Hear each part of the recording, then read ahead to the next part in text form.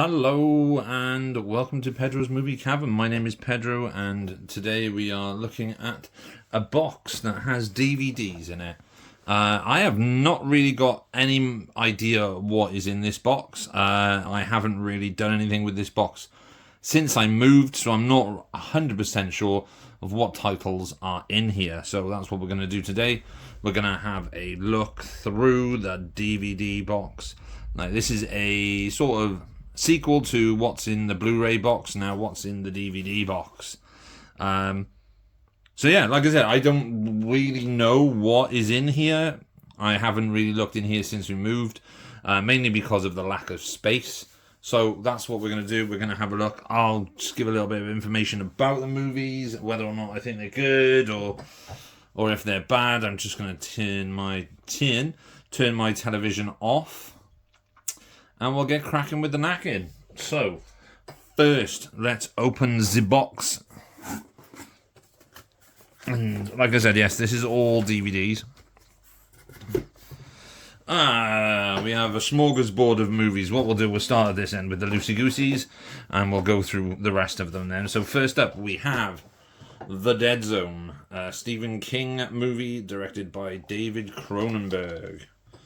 I think it is David Cronenberg. Yes, directed by David Cronenberg, starring Christopher Walken and Martin Sheen. This would then lead to a television show in the late 90s, early noughties, I think it was. But this is a very good movie. This is released by Prism Entertainment, which here in the UK were a budget label that you could get quite a lot of decent movies on for very, very little money. I think they were $5.99 at the time. But yeah, this is The Dead Zone, a good movie. Part of my Stephen King collection. Next up, we have Hang 'em High. This is, I believe, Clint Eastwood's directorial debut. Oh no, sorry, it's not. It's Clint Eastwood's first post Italian Western movie, directed by Ted Post. I don't know why I thought it was his first. I don't know why I thought it was his first directorial movie. But this is a very fun, if a little bit forgettable, Western that kind of takes some of the things and themes and styles that Clint learnt while making the movies in Italy. With Sergio Leone, and puts them into an American studio type of Western. It's a good movie. It's not the best Clint Western, but it's a good one. Then we have The Fly and Fly 2. I bought this long before I had the Fly collection, the Anchor Bay one that was in the Matter Transporter pod. Love both these movies. The Fly obviously is just a phenomenal, like 80s sci-fi horror movie, brilliantly directed by David Cronenberg. The Fly 2, it's not as good as the first one, but it as an emotionally punching movie. It hits all the right beats. It's, I think, largely underrated for what it is. Eric Stoltz is quite good in it, and the scene with the dog is utterly heartbreaking. I think The Fly 2 should get a bit more recognition as being a very good, if not as good, scrap that. It's a good sequel to a very good movie. And yeah, The Fly 2, I would like to see if The Fly 2 get the 4K treatment in the UK, along with The Fly, actually. But this is 20th Century Fox, so that's very likely never going to fucking happen. Then we have a Region 1 release of In the Company of Wolves, or The Company of Wolves, directed by Neil Jordan.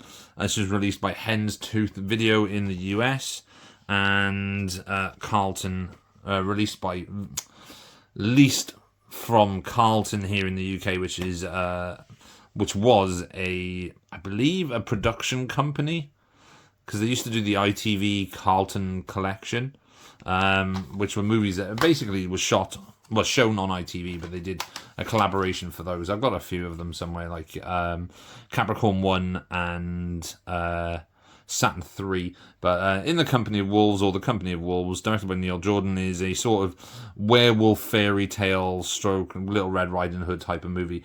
I'm not really that fussed on this film. I think it's a bit overrated, although the practical effects are very, very cool. It's just an odd movie. Then we have Wesley Snipes in Passenger 57, which it's really not a good film. It's a fun movie, but it's really not a great film. Wesley Snipes fucking completely kicks ass in this movie, to be fair. And it like I said, it's a lot of fun. It's a very 90s action movie. And yeah, I mean, why would you take one of the world's most wanted prisoners on a commercial flight? It just doesn't make any sense. And there's a lot of turtlenecks in this movie as well.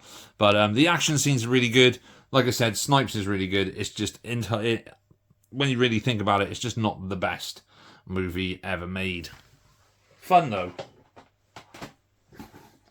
Then we have Jean-Claude Van Damme in Black Eagle with Sho Kosugi. This film is crap. It is essentially crap. It's not a very good film at all. It was directed by Eric Carson, and it's just very early in his career, Jean-Claude Van Damme. Obviously, Sho Kosugi had already done Enter the Ninja and Revenge of the Ninja and Pray for Death, so he was quite an established martial arts actor in the States at this time, but Van Damme kind of only really had a couple of minor roles prior to this. I think one was No Retreat, No Surrender, but Black Eagle, it's not good. This is, again, a very, very cheap budget DVD here in the UK. I do actually have this on Blu-ray, but it is part of a collection of Van Damme movies from 101 Films that has Death Warrant, Black Eagle, and I think there's another film on there, AWOL as well, or Lionheart, whichever way you look at it. Then we have The Riot with Sugar Ray Leonard and Gary Daniels, with Sugar Ray Leonard getting top billing over Gary Daniels. I love this movie. Again, this movie's not great. It is a low-budget action movie, but this film is a lot of fun. Gary Daniels and Sugar Ray Leonard kick some serious butt in this movie, and yeah, it's fun. The pool hall fight, especially, is worth the pound that I paid for this movie. Fun. And we have the Region 1 release of The Rookie, another Clint Eastwood classic, this time co-starring Charlie Sheen. This bit of trivia for you from my life. This was the first film I ever heard someone say the word fuck in. And it kind of threw me off when I was very young, and I watched it, and it was the first time I heard someone swear. But all in all, it's actually quite a fun movie. Good cast, obviously, with Clint Eastwood, Charlie Sheen, Raul Julia, Sonia Braga. Directed by Clint Eastwood as well. Written by Bo Jaquin and Scott Spiegel, who would go on and have quite varied careers. I think Bo Jaquin did the movie Safe. I might be wrong there, but the Jason Statham movie Safe, and Scott Spiegel was one of the people who used to hang around with what's his name? He did the Evil Dead. Sam Raimi, and did the movie Intruder. Yeah, good movie. I really like it. It's Clint Eastwood. I mean, how can you dislike Clint Eastwood? Then we have The Saint, starring the late, sadly missed, Val Kilmer and Elizabeth Shue. This, again, is a fun movie. It's not the best movie ever made, but it's very much a 90s action espionage thriller directed by Philip Noyce.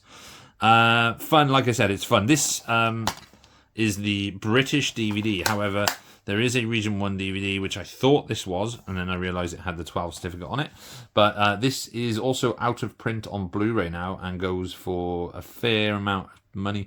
I mean, we've got a copy of it in work, and I think it's £12, which is quite low for technically an out-of-print movie. But yeah, I mean, it's the same. It is what it is. It's a 90s espionage fun thriller.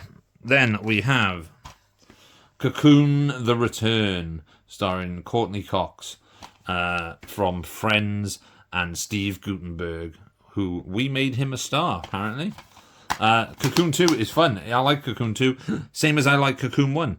Can't really say anything bad about Cocoon. This has got a Barrett Oliver in it again, or maybe not in it again. I think he wasn't in the first one. But it sees the return of the same cast from the first film, which consists of, and I'm going to read these out. We have Don Amici, Wilfred Brimley, Courtney Cox, Hume Cronin, Jack Gilford, Steve Guttenberg, Barrett Oliver, Maureen Stapleton, Elaine Stritch, and Jessica Tandy, Gwen Verdon, and Tani Welch. I forgot Brian Dennehy didn't return for this one. Directed by Daniel Petrie and written by Stephen McPherson. Cocoon I obviously prefer. I think Cocoon is the better film. That one is directed by Ron Howard, but Cocoon: The Return is a good late 80s. Was it 80s? 1980. Good late 80s, like fun family sci-fi movie. Yeah, you can't really go wrong with. Is this blurry? I can't really tell. But there we go. Then we have Class of 1999, starring Bradley Gregg, Tracy Lynn, John P. Ryan, Pam Grier, Joshua Miller, Stacey Keach, and Malcolm McDowell. It's an alright movie. I much prefer Class of 1984. This was directed by Mark L. Lester, who originally helmed the original one, I believe. But this is more sci-fi than the first one. The first one's more dystopian, whereas this one is more robots and stuff. It's okay. This is the uncut, never before released version, which is news to me. But yeah, I mean, it is what it is. It is Class of 1999. And I believe there was a sequel called Class of 1999 2. Then we have the Region 1 release of Screamers. I love Screamers. I have the 101 Films Blu-ray release of it, and I can watch this film all the time. This is based on a short story by Philip K. Dick and directed by Christian Duguay. Or is that how you spell his, say his name? Duguay. Stars Peter Weller, Roy Dupuis, Jennifer Rubin, Andy Lauer, and it's fun. I really like it. I love it. I like the concept behind it, and Peter Weller is fucking badass in everything. So yeah, there you go. Screamers, awesome movie. Then we have a movie directed by Joe Carnahan. I think this was his follow-up to Narc. I think so. It doesn't have the same grit as Narc, but it's the movie Smoking Aces. Again, it's an okay movie. It's nothing that exciting, that special. There's certain things in this that are pretty cool, but it's a bit of a slog to get through, and I think there's too many characters in it. It's got Ben Affleck, Andy Garcia, Alicia Keys, Ryan Reynolds, Ray Liotta, Jeremy Piven, and a host of other people in it as well, like Chris Pine is in it, and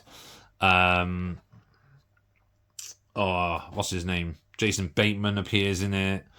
Martin Henderson is in it, and yeah, it's just a very big cast of people. But I mean, yeah, it's okay. Again, this was another film that got a direct-to-DVD sequel with Smoking Aces 2, which had Vinnie Jones in it as well. But yeah, Smoking Aces, it's okay. Hellboy 2, The Golden Army. This I now also have on 4K because the Hellboy movies are freaking awesome. This is the Golden Army 2-disc limited edition or special edition, which has some extras on there. And yeah, cool movie. I mean, it's Hellboy 2. What can you fucking say about Hellboy 2? Like, it's as good, if not better, than the first Hellboy movie.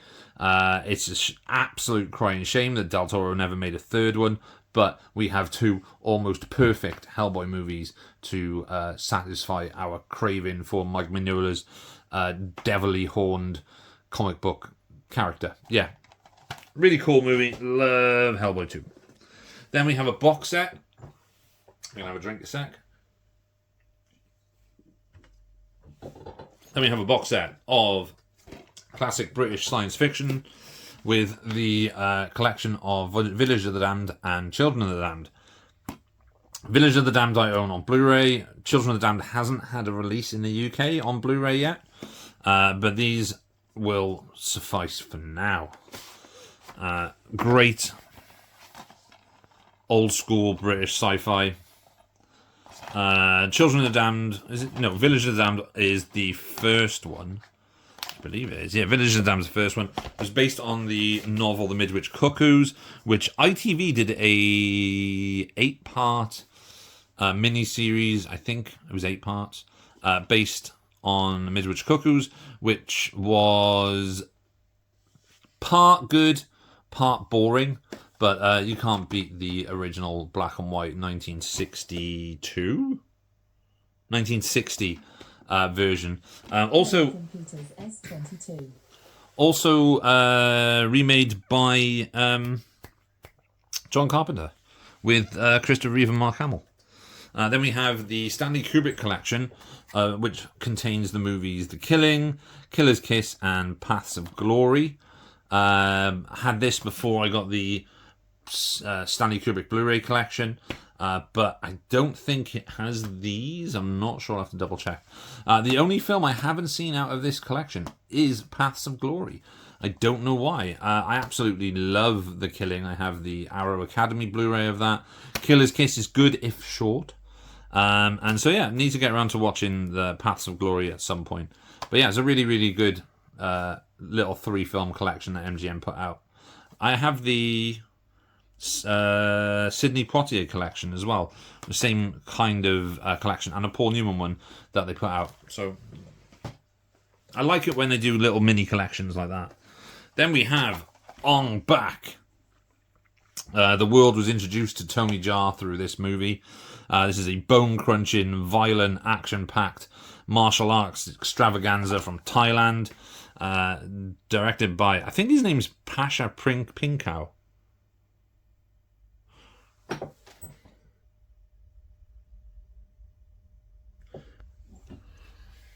It is Pachaya Pinkau. Pink-A-E-W. There we go. Film is fucking awesome. If you haven't seen this and you're a fan of martial arts movies, you need to do yourself a favour and check out On Back, because this film is brutal. Then we have a miniseries from MGM and 20th Century Fox, from the creator of Jaws and starring Craig T. Nelson and King Cattrall. It is the movie, well, the 2-part event movie Creature, starring Craig T. Nelson and Kim Cattrall, from Peter Benchley, who wrote Jaws. This was alright. It's not as involving as Jaws is. It's a little bit sluggish in parts, but it's worth a watch. And it was directed by Stuart Gillard. And it was, like I said, it was a TV event series, I believe, that was shown in the early to mid-90s. But yeah, this is the Region 1 release. I don't think this is had a UK release. I've never seen it on the shelves anyway. But yeah, I mean, it's okay. Then we have another Region 1 DVD. This is of the movie Shadow of the Vampire with John Malkovich and Willem Dafoe. I haven't seen this movie. I have owned this movie for many, many years, and I have never seen it. So I think it may be one I have to get around to watching. It is based on the actor Max Schreck, who was the original actor to portray Nosferatu in the black and white Nosferatu movie from the 1920s. And I've heard a lot of good things about it. I'm not going to lie, I have heard a lot of good things, but I just haven't watched it yet. written by Stephen Katz, produced by Nicolas Cage, and directed by E. Elias Merige. So, if you've seen Shadow of the Vampire, let me know if it's any good and whether or not I should waste my time on it. But a shockingly funny spellbinder, says Rolling Stone. Thank you, Rolling Stone. Next up, we have another sci-fi movie from the 1970s, or late 60s, early 70s. This one stars Rod Steiger, based on Ray Bradbury's The Illustrated Man. It is the film version of The Illustrated Man. This is actually all right. I quite like this. I'm a sucker for anything Ray Bradbury. I have the Ray Bradbury collection, the Ray Bradbury Theatre TV show that was made in the late 80s, early 90s that I love. So anything with Ray Bradbury's name on it, like Fahrenheit 451, definitely worth my time. Illustrated Man's pretty good. Rod Steiger's really good in this movie. And yeah, it's definitely worth watching. Jack Smite directed it. Written by... doesn't say... but co-stars Robert Drivas, stars Don Dubbins, Jason Evers, and I was going to say co-star in Panavision, but it's not. It was shot in Panavision Technicolor with music by Jerry Goldsmith and screenplay. Oh, there we go. Screenplay by Howard B. Kreitzek. Illustrated Man. And we have a very fun movie. A very, very fun movie. A movie that is fun. And it is a movie directed by Michel Gondry, starring Jack Black and Mos Def. I forgot I had this. I knew I had it, but I think I got rid of it. I thought I got rid of it when we moved. But it's Be Kind, Rewind. Very funny movie. Very clever movie. And a very Michel Gondry movie. If you know of Michel Gondry, you know that he's a very weird kind of concept artist. He was a music video filmmaker, a music video director who moved into feature films. Obviously, he did Be Kind, Rewind, and the one with Jim Carrey and Kate Winslet. Something about a Beautiful Mind. I can't remember the name of the title now. God damn it! And The Science of Sleep. Love this movie. Very fun movie. What I loved about this is this came out when I was working in a video store. So I loved the fact that it was about people who work in a video store. I'm actually going to keep this out. I'm not going to put this back in the box because I do really want to watch this again because it's been a very long time since I saw this. This again is the Region 1 release. Make sure there's no rot on there. Yeah, this is the Region 1 release. Picked this up very, very cheap. And yeah, really looking forward to rechecking this out now I know that I still own it. So yeah, Be Kind, Rewind. Cool movie. If you watch Ollie Love's Films stream on a Monday, you'll see the last 2 weeks I've been on there with Jim and Kenny, along with Ollie, obviously. Me and Jim were talking about Firestarter, the Stephen King movie. Well, there's Firestarter, the Stephen King movie. This fucking sucks. Oh, there it is. And it's, for some reason, my random disc of American Pop is in there. So I must find the case. I knew I had the case somewhere, but I couldn't find the disc. Because it was one of the last films I watched in the house before we moved. But this is, Firestarter, based on the novel by Stephen King. It's just not very good. It's not very good at all. It's got George C. Scott, Martin Sheen, and Drew Barrymore in it. Again, this is released by Prism Entertainment, which again was a sort of budget release label. Then we have Rocky 2 with an invoice. Let's have a look at the invoice. How much did I pay for Rocky 2 on Region 1 DVD? $7.99 from... Fucking hell, this is going loaded 24/7. I wonder if they're still around. In 2008, loaded247.com, where DVDs cost less. I'm going to just cover the addresses. I'm going to see if that still exists. I bought so much from Loaded 24/7. But yeah, again, Region 1, Rocky. I have these on Blu-ray, and I have Rocky 4 on 4K. Really like the back cover artwork and the front cover.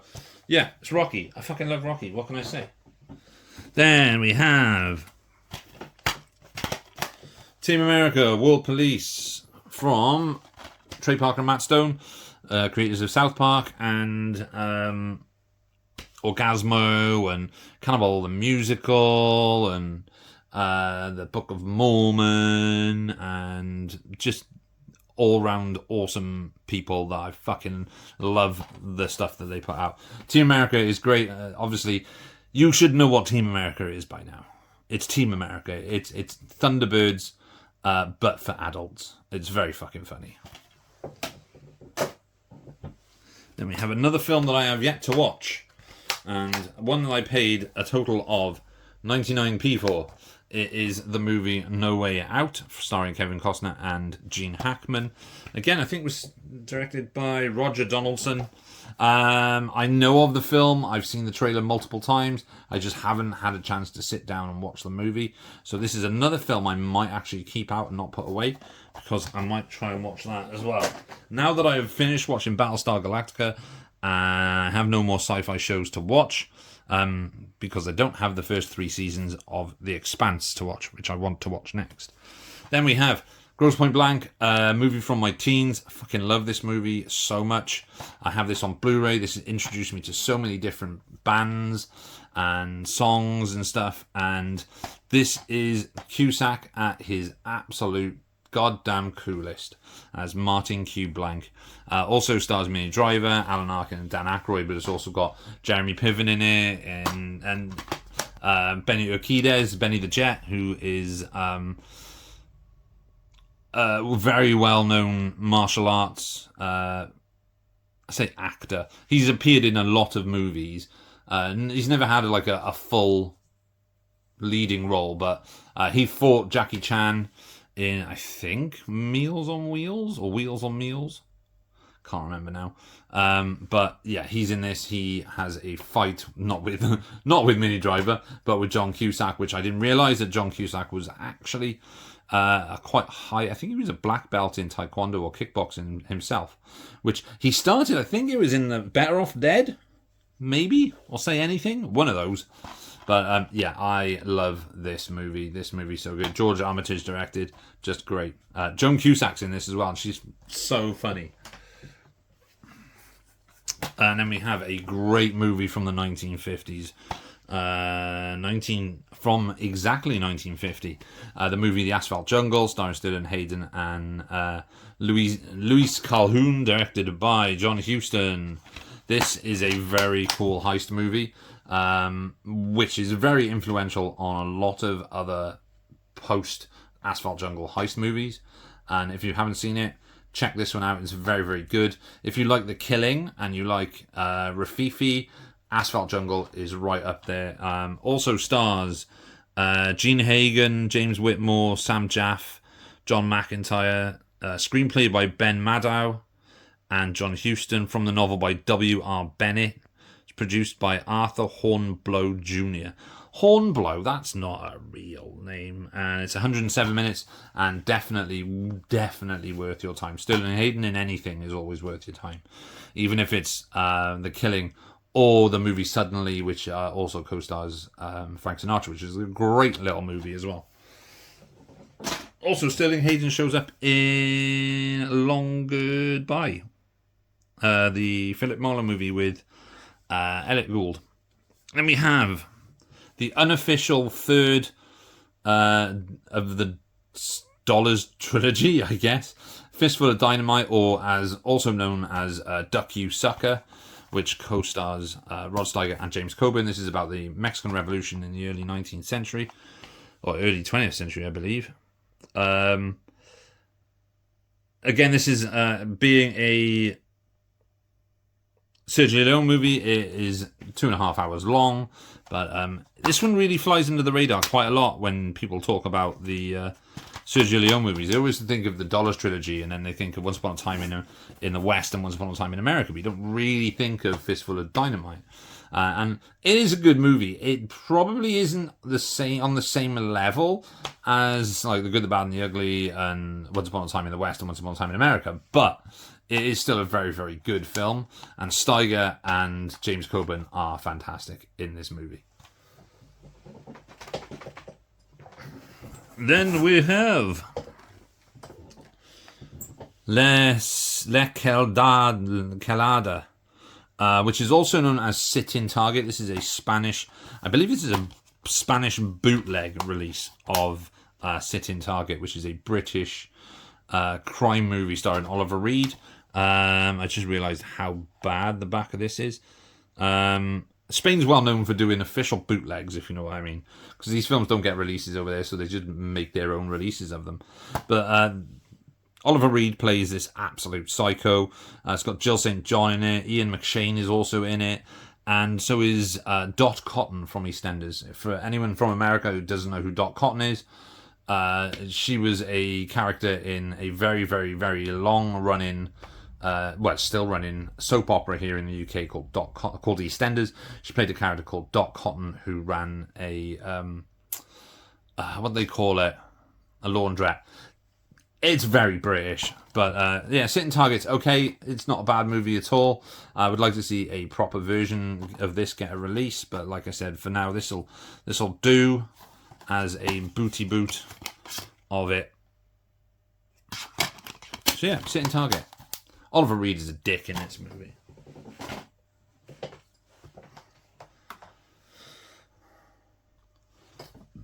Then we come to Dreamscape, another really cool 80s fantasy sci-fi movie, well, with elements of horror in it. Directed by Joseph Rubin, starring Dennis Quaid, Max von Sydow, and who's the one married to Steven Spielberg? What's her name? Kate Capshaw, there we go. With also Christopher Plummer's in this, Eddie Albert, and what's his name from the Warriors? Warriors come out to play. That guy who's also in John Wick. He's the guy. He's the cleaner guy. I can't remember his name now. But this is a very cool movie. I've only seen this maybe twice, but I really, really enjoyed it. There's really cool visuals in this as well. It's all about dreams and stuff like that. It's called fucking Dreamscape. Of course it's about dreams. No, Pete, it's gonna be about sausages. No, it's about dreams. Check it out. It's very cool 80s sci-fi with Dennis Quaid. Well worth your time. Then we have a Coen Brothers movie. Again, another film I paid $1.99 for on DVD. This is a very long time ago. It's the movie Miller's Crossing. And I'm gonna tell you right now, I have owned this film, like I said, for a very, very long time. And I've still never seen it. I have never watched it. From what I hear, it's a very good gangster movie. But I am just not a Coen Brothers aficionado. So I don't know. I will, some point, hopefully within my lifetime, sit down and watch Miller's Crossing. But for the time being, I still haven't watched this movie. It could be good, could be bad, don't really know. This is a really underrated one. This is a early 90s thriller, again from Roger Donaldson, who also directed... Which one did we have just a minute ago, which he directed? I can't remember now. No Way Out. I think it was No Way Out. And it's the movie White Sands with Willem Dafoe, Mary Elizabeth Mastrantonio, and Mickey Rourke, but also co-stars Samuel L. Jackson in this. This is a cool movie. I really, really enjoy this movie. It's very, kind of underrated and definitely worth your time. It's a good thriller set in a sort of desert area and a bit of a chase movie as well. But yeah, Willem Dafoe is really good.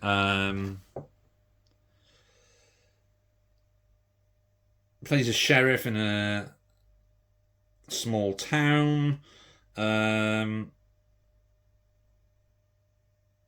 Yeah, I'm not going to go really into it. It's, like I said, it's been a while since I watched it, but it is a very enjoyable film.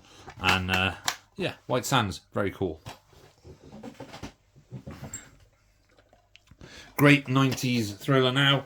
Hard Rain with Christian Slater and Morgan Freeman. Also stars Randy Quaid and Minnie Driver. This film is a lot of fun. It came out around the same time as Twister and Volcano and... what was the other one? Daylight. So it was all those disaster-y type of movies. But Hard Rain is a lot of fun. It's essentially a heist movie during an epic... excuse me, I just downed like half a can of Pepsi Max. It's like a heist movie set during a massive flood in a small town. And it follows Christian Slater and... who else is it? Ed Asner, there we go, who are two money couriers, like armoured car couriers, and they find themselves in this flood, but their truck's getting jacked by Morgan Freeman and his group of thievers. And yeah, it's a good film. I really like this movie. In fact, this is another one I'm going to keep out. I'm not going to put away because I really want to watch this again.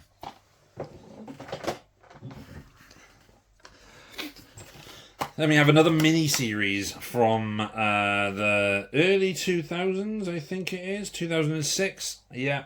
Starring Daryl Hannah, Gil Bellows and Campbell Scott. It is The Final Days of Planet Earth. It's okay. It's nothing fantastic. It's fun. I love a sci-fi mini-series. I have many of them. Don't really remember a huge amount about this. Same as the other one. There was one with Luke Perry. Is it Luke Perry? Yeah, Luke Perry, called Invasion. Ron Cook's Invasion or something. I can't remember it now. But yeah, I've only seen this the once. I will try and watch it again. Like I said, I can't really remember a huge amount about it. But it's about bugs who take over humans, move over species. A new alien temptress has arrived on Earth. Mankind doesn't stand a chance. See, that would make sense if, like, Daryl Hannah was as good looking as Natasha Henstridge was in Species. But yeah, no, it's fun, I guess. Like I said, I don't really remember a huge amount about it, but I will watch it again at some point. I did show this in another... I showed the second one, I think it was, in a different video a while back. And this is the movie Epoch. This is a science fiction film made by the SciFi channel, starring David Keith and Ryan O'Neal. I really enjoy these. These kind of remind me a little bit of the movie Arrival, and they have like X-Files-y feels to them, but also like has that weird late 90s sci-fi, TV sci-fi feel to it, but with a bit more edge to them. It's very weird. It's very hard to explain. Stars David Keith, Stephanie Nidznik, Craig Wasson, Brian Thompson, Michael Kavanagh, James Avery, so Uncle Phil from Fresh Prince, and Ryan O'Neal. Written by Jonathan Raymond and directed by Matt Codod. Or Matt Codd? Yes, Matt Codd. Runs for 97 minutes. But yeah, really good. I really like both of these, Epoch and Epoch 2 Evolution. And it's about these alien monoliths that appear on Earth at different points across the world, and about why they're here and what the government and specific scientists are doing to try and find out why they have arrived. Yeah, it's good. Then we have the movie Tequila Sunrise, starring Mel Gibson, Michelle Pfeiffer, and Kurt Russell. Again, like Miller's Crossing, this is a film I have never watched. I have owned it for a very long time. In fact, I'll show you when I owned it, because that was the label that was put on it. That was the 15th of February in 2013. So I've owned this DVD for 12 years. Nearly 13 years, actually. What I know about this movie is that it was written by Robert Towne and directed by Robert Towne, I believe. Yeah, written and directed by Robert Towne, who was the writer of Chinatown and some other well-known crime movies and stuff. Like I said, I don't really know a huge amount about it. It's one of the Mel Gibson films that I've never seen. It's a Kurt Russell film I've never seen. I can't believe I've never watched it, even though Michelle Pfeiffer's in it. So yeah, I know it's a cop thriller, love triangle-y type of thing. I don't know. Then we're on to Big Daddy with Adam Sandler. It's an Adam Sandler comedy movie from the 90s. What do you expect? It's going to be childish. I love it because I'm a big Adam Sandler fan. And then we have Nightmares and Dreamscapes from the stories of Stephen King. This is a mini-series that was made that has, I don't know how many episodes, but each episode is like 30 minutes long and is based on a short story by Stephen King. I think it's 10 episodes. Oh, sorry, 8 episodes. There is one which is really good, which is stars William Hurt as a military contractor, I guess, who has all these little toys delivered to him, but it turns out that the toys are actually killer toys, like army toys. Yeah, it's okay. And there's one called Crouch End, which is meant to be set in Crouch End in London, but it's clearly not set in Crouch End in London. All they've done is imported a black cab to make it look like it's British, but whacking a British black cab in a leafy suburb of fucking Georgia or something like that, yeah, it doesn't work. But it's an okay series. Yeah, if you can find this very cheap, I think CEX sell this for like £2 for the full thing. Yeah, pick it up. It's okay. Right, I'm going to skip through a couple of these quickly because they're not that interesting. Al Murray, the pub landlord, live. One of my favourite stand-up comedians. Seen him live. Then we have Bill Bailey, Remarkable Guide to the Orchestra. It was very, very good live musical comedy show, this one. Bill Bailey's a great guy. Great comedian. So that's just some of those. Then we have Peter Jackson's Meet the Feebles, which is a adult puppet movie. It's fucking awful. This is a terrible movie. Don't listen to people who say, "Oh, you gotta watch Meet the Feebles."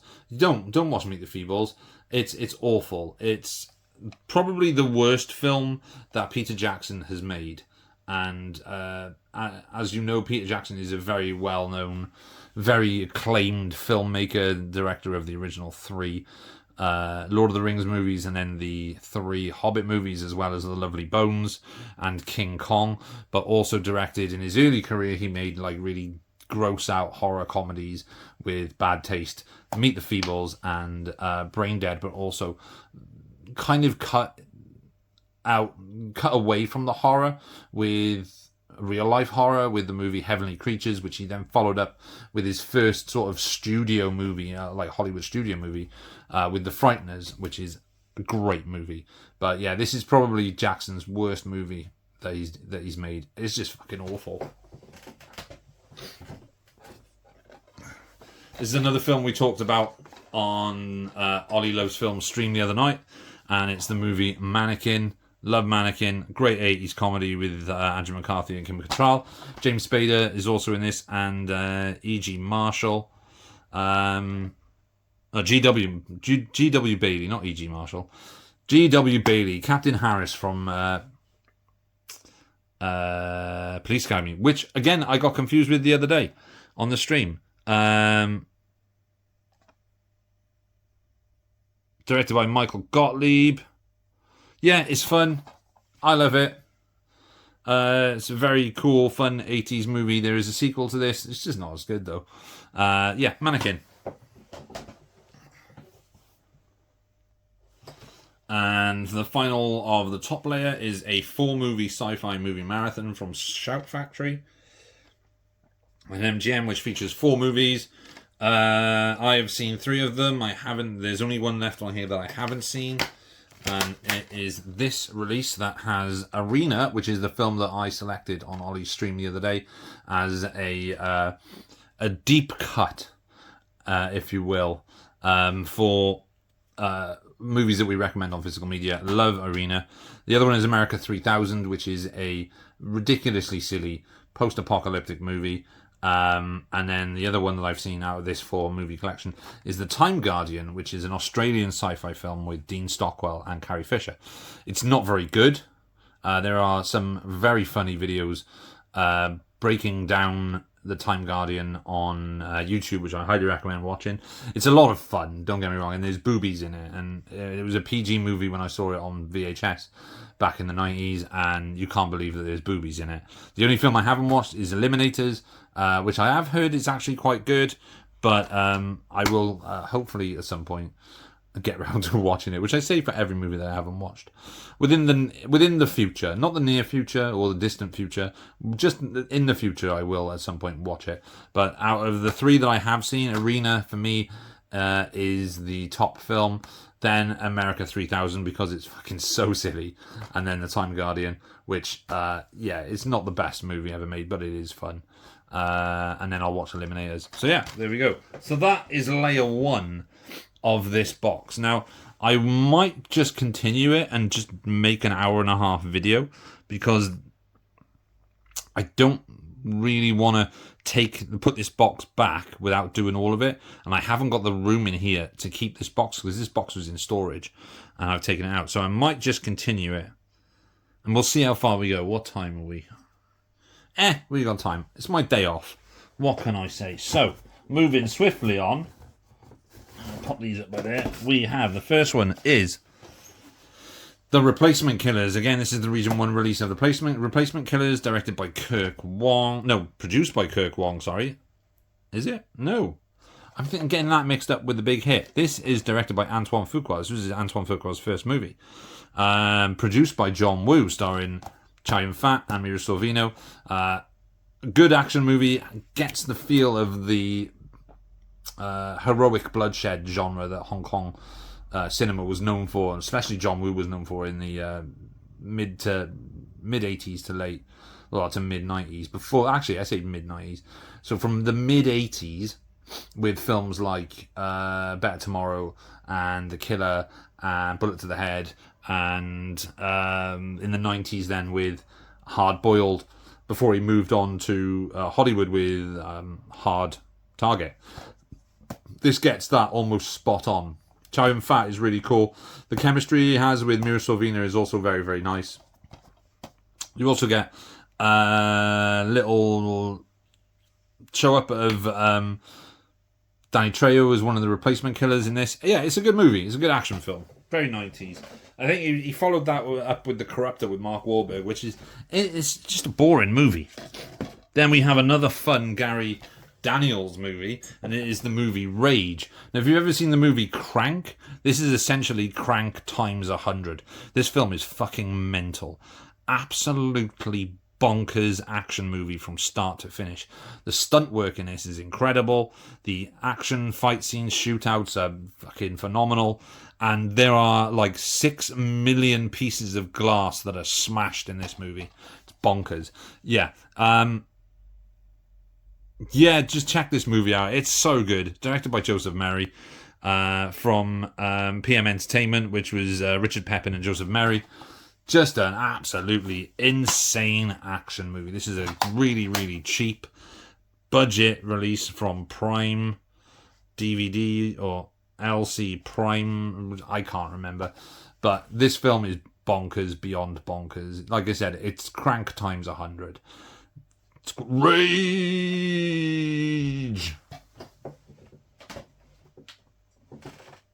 Moving swiftly on, you can probably see what this one is. But this is Takeshi Miike's uncut special edition of his fucked up Japanese horror movie, Audition. I've not watched Audition for years because it still creeps me the fuck out. But it's a very, very good horror movie. And definitely worth your time if you are a fan of Japanese cinema.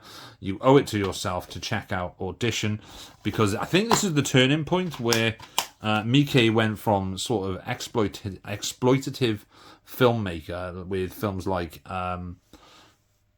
Dead or Alive and Ichi the Killer to this kind of showed him in a different light, that he was more than just an exploitation filmmaker. And after this, I think he did more mainstream cinema in Japan. But yeah, Audition is fucking... sends shivers down my spine every time I think about it. Then we move on to another Japanese movie, but this is the US cut of this Japanese movie. It is the movie Virus. It says it's the director's cut. This is not the director's cut. This is the bastardized US cut of a 3.5 or 3 hour Kinji Fukasaku movie called Virus, which I talked about in my brief history of post-apocalypse movies. This is hugely influential on The Last Ship. This basically cuts out 99% of all the Japanese actors and stuff to focus on the US military and the government, instead of the original version, which is more of a focus on the Japanese side. You do still get the Japanese in this, like Sonny Chiba's in this, and I think Tashiro Mifune's in it. I'm not sure. But like I said, it's a Kinji Fukasaku movie. This is 108 minutes, which is absolutely disgusting considering the original film is just over, I think, 3 hours. But this focuses more, like I said, on the US government and the military, with Chuck Connors, Glenn Ford, Olivia Hussey, George Kennedy, Masai Kennedy, and Edward James Olmos, who I've just finished watching as Colonel William Adama in Battlestar Galactica. The original version of this is fucking amazing. This is actually, I say it's a bastardized version of this. It's not, because the film is still super coherent and it still works as a virus thriller, but the original 3 hour version is just how this movie needs to be watched. You can find this really, really cheap online. I think I paid like £3 for this.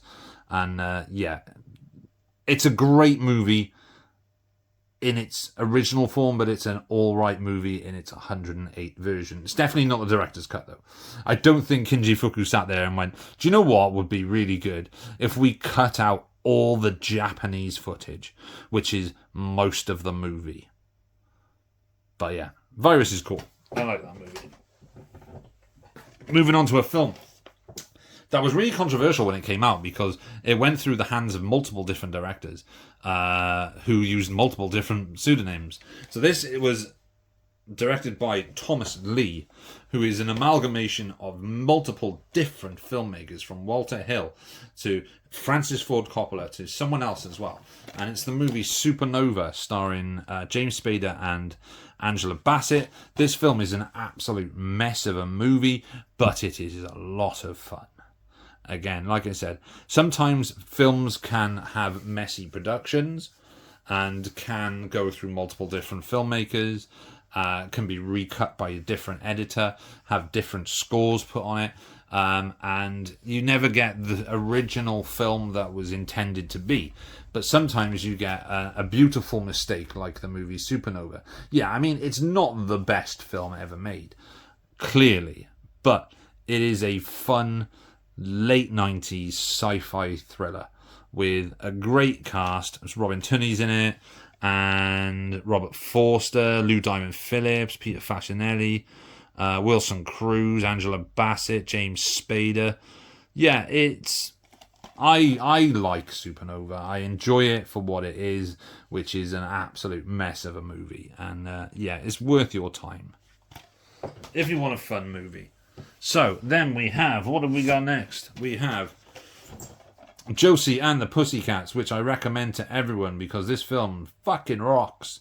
This film is very cool. If you go into this film expecting a live-action version of the Hanna-Barbera cartoon, you will be sorely, sorely disappointed, because this is a brilliant satire on the music business and the music industry and boy bands and girl bands. It's very, very clever. It's got a great soundtrack as well from the lead singer of the band Letters to Cleo, who wrote pretty much all the songs for this as well. Letters to Cleo is the band that appears on the roof of the school at the end of 10 Things I Hate About You. Great cast as well. Tara Reid is okay in this, I guess. Rosario Dawson is great, as usual. She was the one who carried 90% of the Marvel TV shows on Netflix. And Rachel Lee Cook has never been better in this movie. The best thing about this film is the band De Jour, which is a satire on boy bands, but has very recognizable people in the band, from Breckin Meyer to Seth Green and Donald Faison. And I think there's someone else in it as well. I can't remember who the other one is. But yeah, it's very, very cool. It's got Parker Posey in it, and it's got Alan Cumming in it, and it's great. Then we have a Wes Craven movie, which kind of popped up when we were talking about 1982 films on Oddie Stream the other night. And it's the movie Swamp Thing. This is directed by Wes Craven, and it's okay. It's an alright movie. I've seen better movies.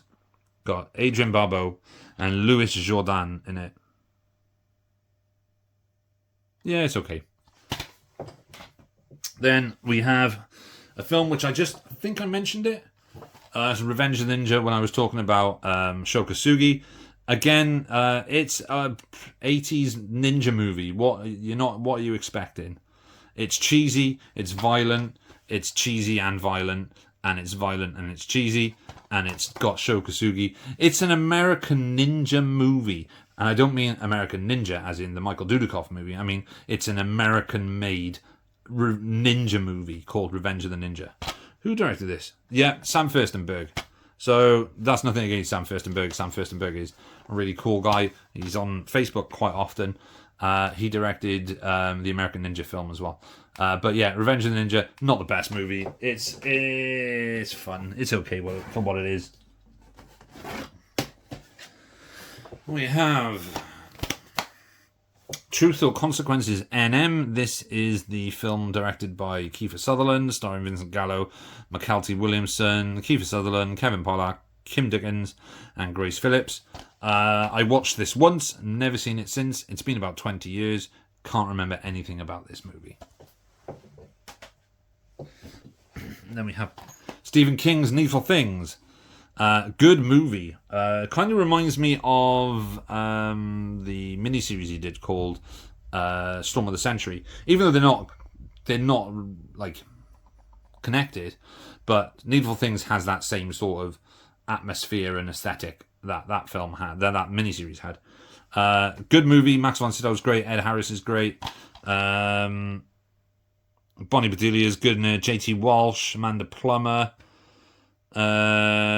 Directed by Charlton Heston's son, Fraser. Oh baby, I hear the blues are calling, toss salad and scrambled eggs. Yeah, Needful Things by Stephen King. Stephen King's Needful Things. I need a pen and a pencil. What are we on? We are on an hour. Then we follow up Needful Things with a film which I really love this movie, and it's really hard to get hold of a decent copy. Like I could get a German Blu-ray of it, but I don't really like the cover art on it. But this is a really kind of underrated and no one ever really talks about movie. It's from Rennie Harlin. And it's a kind of slasher movie, but also not a slasher movie at the same time. And it's the movie Mindhunters with Johnny Lee Miller and Catherine Morris, Val Kilmer, and Christian Slater. LL Cool J is in there as well, under his real name, James Todd Smith, not LL Cool J. And it's a really cool little thriller. It's also got what's his name? Cliff Collins Jr. And it's about a group of FBI profilers who are sent to an island for a training sort of thing, and it all kind of goes tits up, and people start getting killed off one by one in quite ingenious ways. So it's a bit like Saw meets Detox, or ICU, the Stallone movie, but it's directed by Rennie Harlin, and I really like this movie. I really enjoy this film, and unfortunately this DVD is an ex-rental on a red disc. Now, you don't see red discs anymore because they were ex-rentals. Sony was putting them on because they're uncopyable apparently if they're on red discs, which I wasn't planning on copying it anyway, but I really want a good Blu-ray of this. And like I said, I could get the German DVD, the German Blu-ray, but it's got a green cover, and it's not a very nice cover. But yeah, if you haven't seen this movie, I highly recommend seeking this out. It's a really good thriller, completely underrated. Probably the last decent movie that Renee Harling did. But yeah, really cool film. I like that. It's all about, like, they also talk about the Roanoke Island incident as well, where all those people just vanished. All the settlers vanished. Another great 80s movie, Risky Business, with Tom Cruise. Cool film. We also stars Rebecca De Mornay and Clive Warren. That is a reference to a Carl Pilkington thing. If you don't know, if you're American and you don't know who Carl Pilkington is, just Google Carl Pilkington. You will thank me later. Written and directed by Paul Brickman. Yeah, really cool film. Love this movie. Tom Cruise is great in it. Then we have another Stephen King adaptation with The Langoliers. With David Morse and Dean Stockwell and Bronson Pinchot. Just a really fun, low-budget Stephen King miniseries directed by Tom Holland. Has some of the worst CGI ever in this, but it has a really creepy atmosphere throughout. And Bronson Pinchot's performance as Mr. Toomey in this is just so over the top. It's fantastic. You will also get really, really annoyed by the child in this, the blind girl in this. She's fucking awful. She ruins the whole thing. But other than that, it is actually a lot of fun. And it's one I return to quite often. The Langoliers, they're the ones that eat up yesterday. And then we have the theatrical release, or the theatrical version of Walter Hill's The Warriors, which, unless you've got the US Arrow release, this is the UK DVD, because like I said, unless you've got the US Arrow release, there is no other way to get the theatrical release on Blu-ray or 4K in the UK. We have to watch the director's cut, which I love Walter Hill, but the director's cut was a bad idea. The Warriors is a phenomenal movie from 1979. Just great. Is it 1979. Just a great movie. And yeah. And we have French Action with Taxi 2. Again, another really fun action film from France, written and produced by Luc Besson and Robert Mark Carmen, I think. It's a Gerard Croissac movie. Starring Sami Nassari and Frederick Diefenthal. I can't say. And Marion Cotillard, before she became a big actress. Fun. I actually prefer this one over the first film, because there's a lot of really good car chases in this.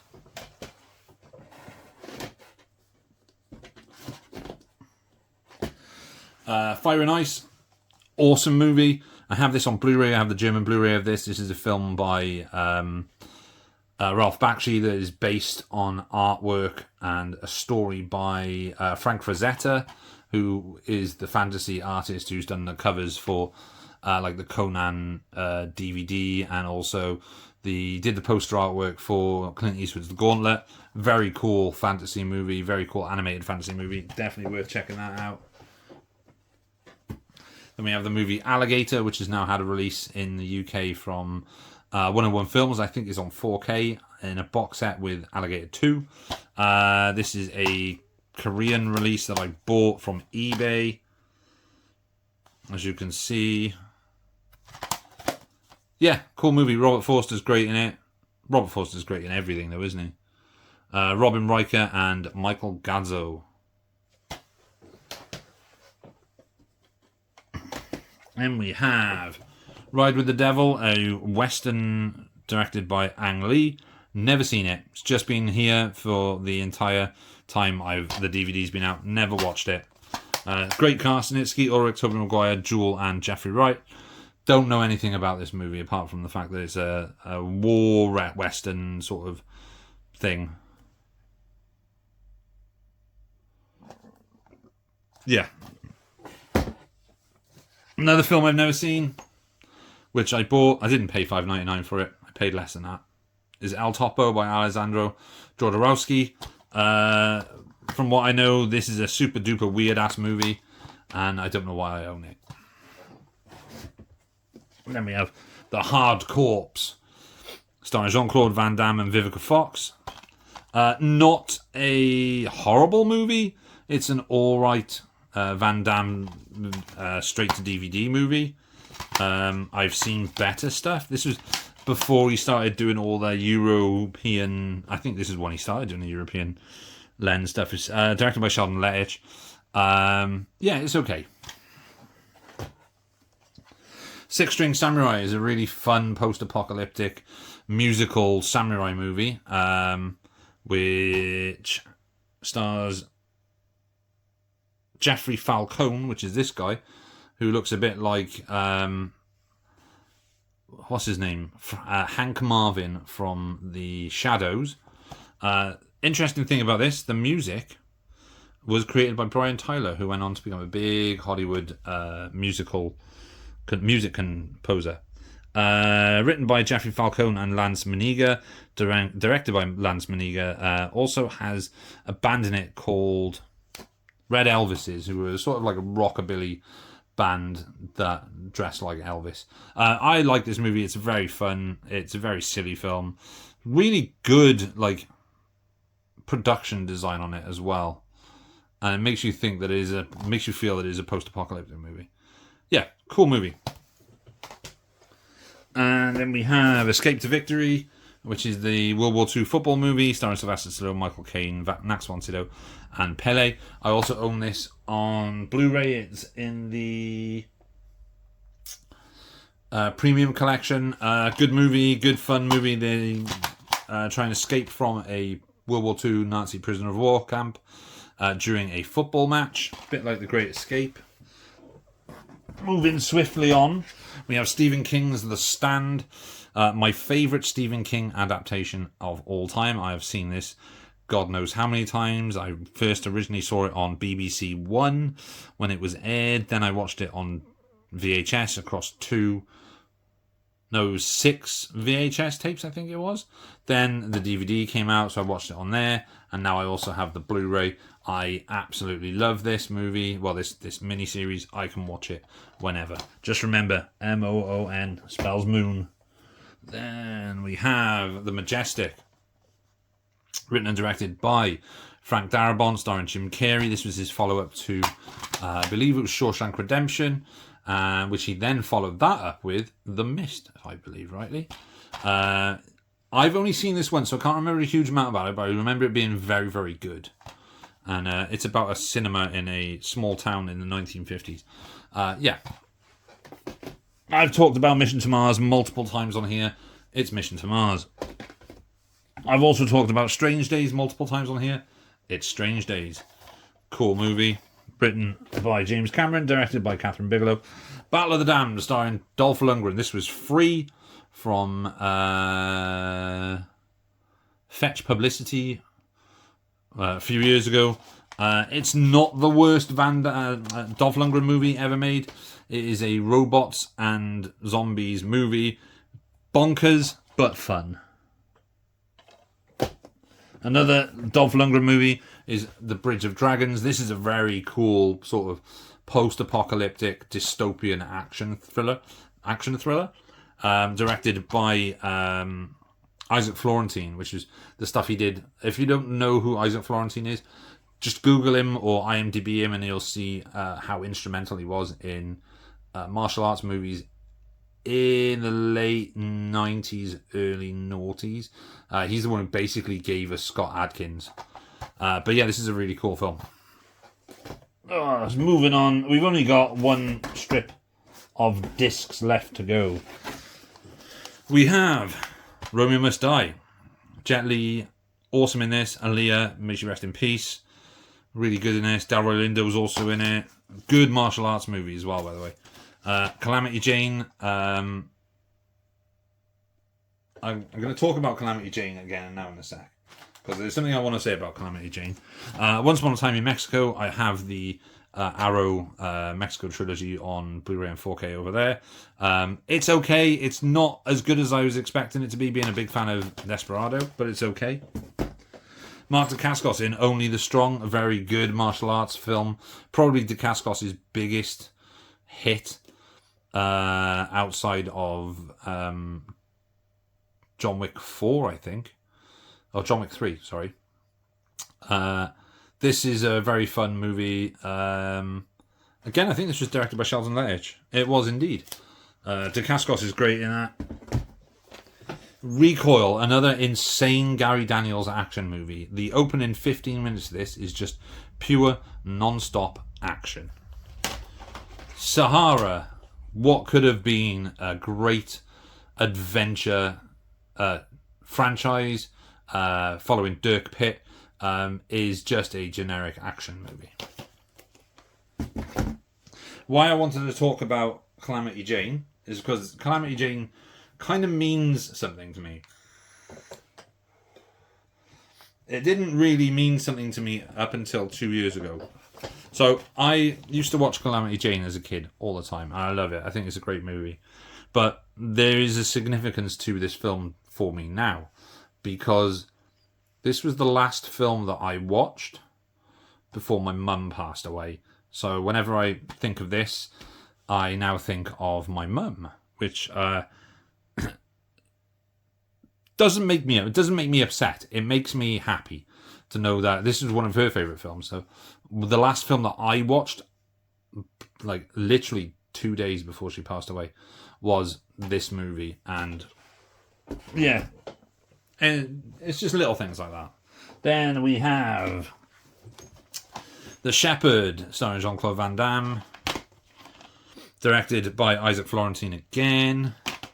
Yeah, it's okay. It's good movie, good action movie. Probably one of Van Damme's better directed DVD action films. We have Rapid Fire with Brandon Lee. This film is badass. Also stars Powers Booth, so you know it's going to be badass because Powers Booth is in it. This is a cool movie. I cannot wait for the day that someone puts this out on Blu-ray in the UK. But it's 20th Century Fox, so it's highly fucking doubtful. Red Dawn. Red Dawn's awesome. I've got the 4K media book. It's a great movie. Love it, love it, love it. Wolverines. Again, another film I would love to see get a Blu-ray here in the UK is Firestorm with Howie Long. Scott Glenn, William Forsythe and Susie Amis is a great, fun action movie from the 90s that kind of goes really under the radar. But again, it's 20th Century Fox, so highly unlikely we're ever going to see that. This is my dodgy bootleg of The Ultimate Warrior, starring Yul Brynner and Max von Sydow. And then finally, from this little pile in my hand, we have Reindeer Games, which is the last full feature film directed by John Frankenheimer. This is the film he made after Ronin, and it's a good film. It's not a great film, but it's a good film. It's a film I need to revisit again because I haven't watched this for a long time. I remember it being okay, so it might have grown on me since. But yeah, Reindeer Games, aka Deception in the UK, which is a fucking stupid title. And then the final ones are, we have the Quatermass. What was it released as? The Quatermass Conclusion. There we go. It was cut down from 208 minutes to a feature-length version for the US called the Quatermass Conclusion. This is the uncut original television version of Quatermass, the 1970s version with John Mills as Professor Quatermass. It's very, very good. It also has Simon McCorkindale in it. And yeah, really cool atmosphere in that. I really want to get the Blu-ray of that, but it's out of print now because Network kind of went bust. Then we got Roland Emmerich's Universal Soldier. Again, another fun movie. Dolph Lundgren and Jean-Claude Van Damme kind of started an entire franchise with that. Another Dolph Lundgren film, The Punisher. This is the original Punisher movie from 1989, directed by Mark Goldblatt. This is a fun action film, if not really that much connected to The Punisher. Then we have Bandidas, starring Salma Hayek and Penelope Cruz. This film's rubbish. Women are hot. Then we have McVicker, a great British prison thriller based on a real person, starring Roger Daltrey as McVicker, John McVicker, I think it is. Yeah. Very good film. And then we have The Year of the Dragon, directed by Michael Cimino, starring Mickey Rourke and John Lone. This is an underrated movie, an underrated Michael Cimino movie. It is quite boring, though. So there's a lot of moments a lot of times throughout this movie that not a lot happens. But it is a good film and definitely worth checking that out. And the final one is one of The Rock's best movies, Walking Tall, which coincidentally is a remake of a 1970s Joe Don Baker movie. This is a good film, fun film. Johnny Knoxville's in it, and Neil McDonough's in it as the villain. Yeah, it's alright. It's cool. This is an ex-rental. And there we go. I just chucked that in there. There we go. That is what is in the DVD box. Sorry, this is an hour and 15 minutes long, but I just wanted to finish this and get it all away. And I didn't want to have to dig the box out again. So thank you everyone for watching. My name is Pedro. This is Pedro's Movie Cavern. You can't see me saluting you, but you'll see me throw up the peace sign and tell you that I am out. Thanks for watching, everyone. Peace.